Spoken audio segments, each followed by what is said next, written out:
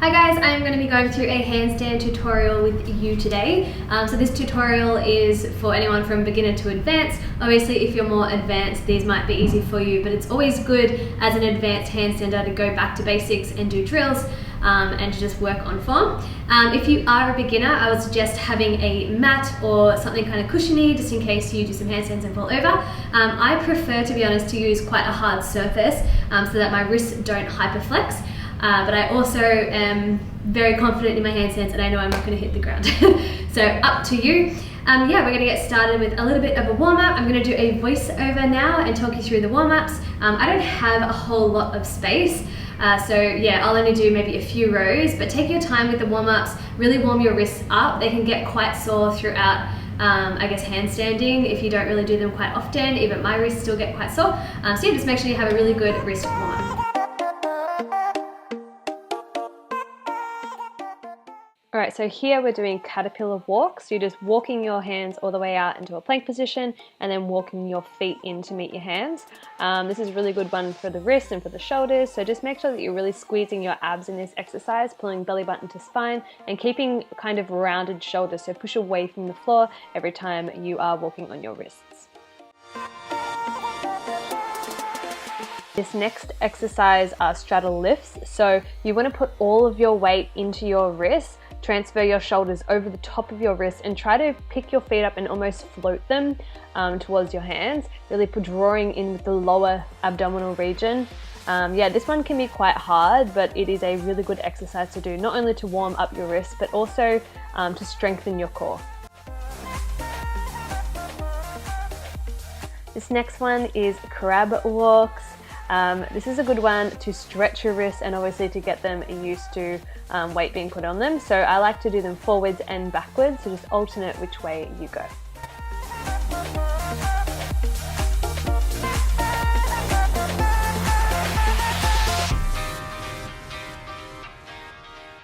It's really important to stretch your wrist before you do your handstand. So as you can see here, I'm kind of pushing from side to side and then I'll hold statically. I'll flip my hands over, I'll push from one side to the other, almost like walking my hands out.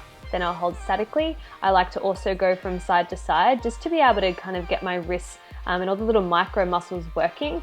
And it's also really important, not many people do it, but it's super important to stretch your fingers and actually get your fingertips ready, because when you're doing your handstands, you actually use your fingertips more than you realize. So doing these little stretches is not only activating all those little micro muscles, but it's also giving them a stretch so they're not going to be as sore as what they would if you didn't stretch them. Alright, so we're going to start off with some basic handstands. I call them basic, but they can be quite hard as well. So there's three types of handstands. We're going to start off with a tuck handstand, a straddle handstand, and a pike handstand. These are kind of our fundamental handstands that really teach you weight transfer, teach you where your hips are in space, and we're really just kind of starting off with these just to feel what it's like to transfer weight from your feet into your wrists. Now, the biggest tips that I'll give you with all of these handstands is to make sure that you're getting your hips over the top of your shoulders to create a nice straight line. I'll demonstrate quickly with a tuck. So if you can get your hips all the way up over your shoulders, it helps you to balance much easier. There are some people who complain that it's really hard to get their hips over, and a lot of the time it's got to do with their shoulders. So I'll talk to you about shoulders a little bit later, but if this is you, if you try to get up and you're struggling to get your hips up over your shoulders, it's because your shoulders are more than likely really quite closed. So in these handstands, you want to push away from the ground and really open up so you have a nice straight line. The more that you push and open, the easier it's going to be to get your hips all the way up over your shoulders. So the first one we're going to do is a tuck handstand. Now with these three handstands, you're going to be taking off 2 feet together like you would if you're doing like a straight jump or something like that. So the tuck handstand, the idea is to jump off 2 feet and kick your butt with your hands. So I demonstrated it just before, but the bunny hop handstand was this. So we're going to do 10 of those together.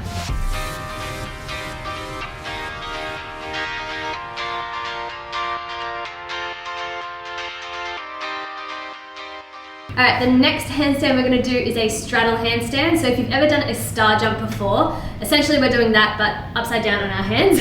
So the straddle handstand is exactly as it sounds. We're trying to make a straddle shape in the air. So taking off 2 feet, jumping, kicking your legs out to the side, and then landing with them back together. Again, really focusing on getting those hips over the top of your shoulders. So I'll demonstrate now.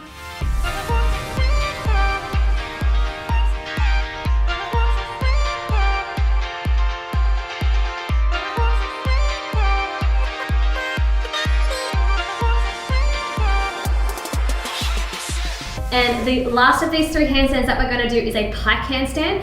These are the hardest out of the 3, just because you've got a lot of weight coming from your legs. So a pike handstand is pretty much making this shape, but upside down.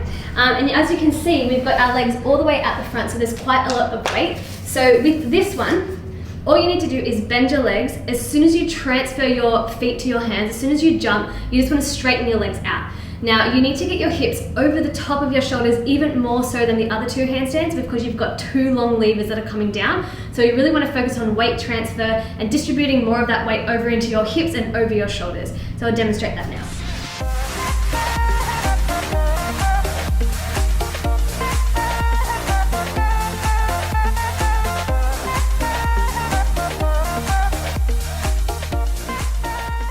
Alright, so we are going to be moving to the wall now. The wall is the best way to get technique. It's the best way to work on conditioning in handstands, and it's where I would get everyone to start. Not only start, but I use the wall all the time now to work on conditioning or work on some new poses that I want to do. So we're going to start off by doing a half kick, so an L kick up to the wall. We're going to hit our back foot on the wall and come down. Now there's a few points that I want to talk to you about in terms of the technique of a handstand. So there's a few cues that I might give. One is to always make sure you have really open shoulders. So that's what closed shoulders means, when the angle here is quite closed. So the way to make open shoulders is by pushing away from the floor and really pushing your arms up and opening up the shoulders to create a really nice straight line. The other thing I might say is to pull the ribs in. Now, one of the most common things that I see are people with really bendy backs in a handstand. So if I ever talk about pulling your ribs in or tucking them in, so that's open ribs and that's closed ribs. So just watch here. Open ribs, you can see them there.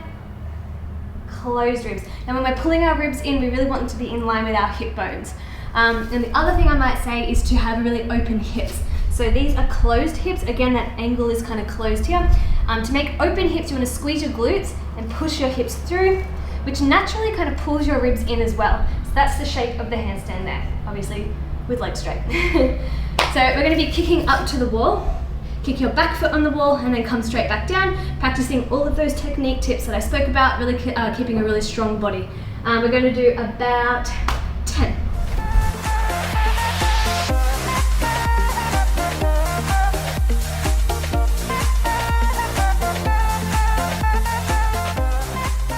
Alright, the next one you're going to do is a full handstand. First of all, if you felt really comfortable and confident in those handstands, you can always swap legs and do 10 on the other side to make it even. But now we're going to go into a full handstand, so that's when we kick both legs together. We're not so much going to hold it, we're just kicking up, letting our heels touch the wall and then come back down.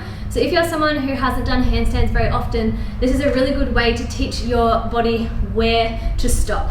Sometimes we can do it off the wall and we just don't know where in space we are when we go upside down. So the wall is a really good way to teach us body awareness for where our legs need to stop in the air.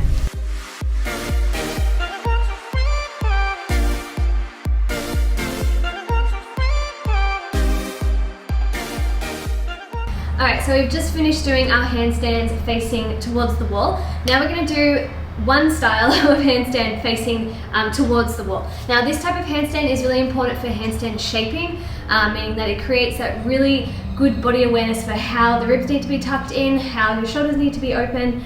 So the first thing we're going to do is just go up and hold it for 10 seconds and then come back down. And then the next time we do it, I'm going to teach you a little bit of a conditioning exercise where you pull your toes away from the wall. Now, ideally, what you want to do when you get up into the handstand is walk your hands as close to the wall as possible. But if that's a little bit scary for you, then that's fine. Just start with your hands as far away as feels comfortable, and then just make sure you're squeezing your body, trying to practice all of the technique tips that I have spoken about.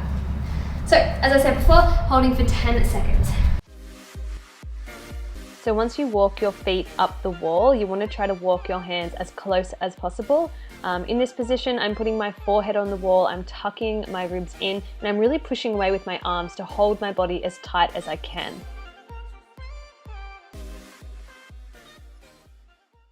As I said just before, for the next one, we're going to do a little bit of a conditioning exercise. So you're going to go into the same shape that you were just in, but I want you to put your forehead on the wall, and then we're going to try and use our fingers, use our abs to pull our toes off the wall, and you're just going to see how long you can hold it for. Once again, walking your feet all the way up to the wall as close as you can. You want to be close enough that your forehead can touch without feeling like you're stretching your neck. Now, I'm really using my fingers. Look at my fingers right now. I am squeezing to keep me balanced, and I used my core to draw my toes off the wall, and they're just hovering, a few centimeters away from the wall. Alright, now that we have practiced some handstands on the wall, we're going to take those handstands off the wall. If you're not too confident yet with your handstands, just stay on the wall. But if you want to give them a go, then make sure you either have a yoga mat, some grass, something comfy, so that if you're going to fall, it's not concrete. Now, please remember your technique in these. So make sure that you're having nice open shoulders and really strong arms. You're pulling your ribs in and you're tucking your hips under. So we're going to do about 10 on one side. If you want to try the other side, just pause the video and go for it. And then we're going to try 10 full handstands.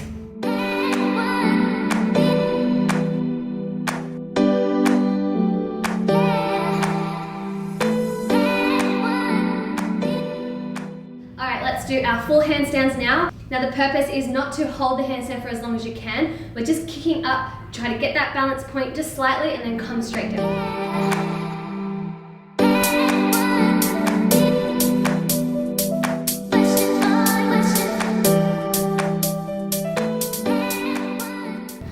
Alright, so now what we're going to do is move on to some balancing handstands, and I'm just going to teach you a few tricks that I have to balance my handstands. So we're going to start off with that L kind of shape that we've just been doing. Now, the idea to balance your handstands is that you want to use your legs like weighted levers. So I want you to picture a seesaw, a kid's on a seesaw.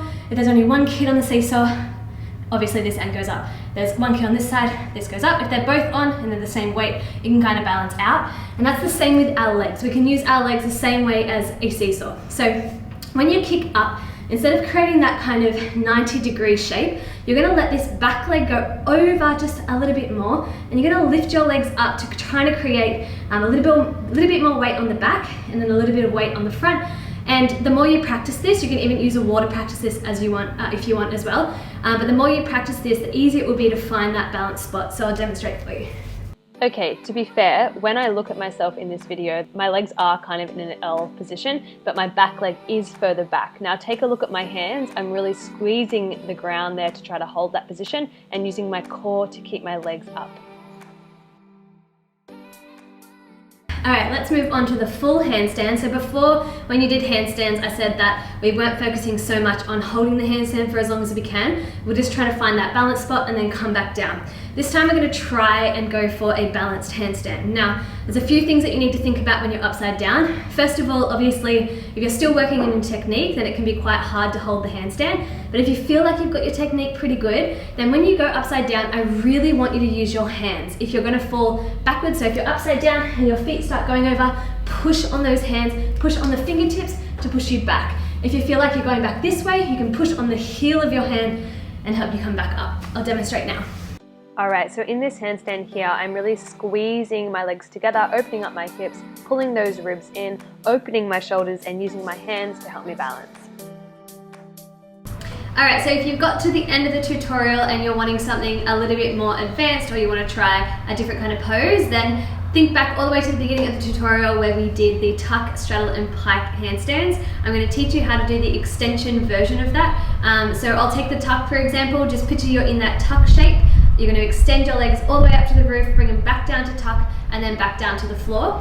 Now with either of those, so the tuck, straddle or pike, to be able to actually extend your legs into the full handstand position, you need to get your hips a little bit more over your wrists than usual. Reason being, picture this is your knees and this is your body. If I was to extend my legs from here, I'd be more in a diagonal shape, whereas if I got my hips over, when I extend my legs, they're going to be nice and straight up to the roof. Now this is particularly important when it comes to the pike handstand, because you've got so much of a lever out the front. You really need to get those hips over the top of your wrist to be able to then extend into your full handstand. So I'll demonstrate all three and then you can have a go.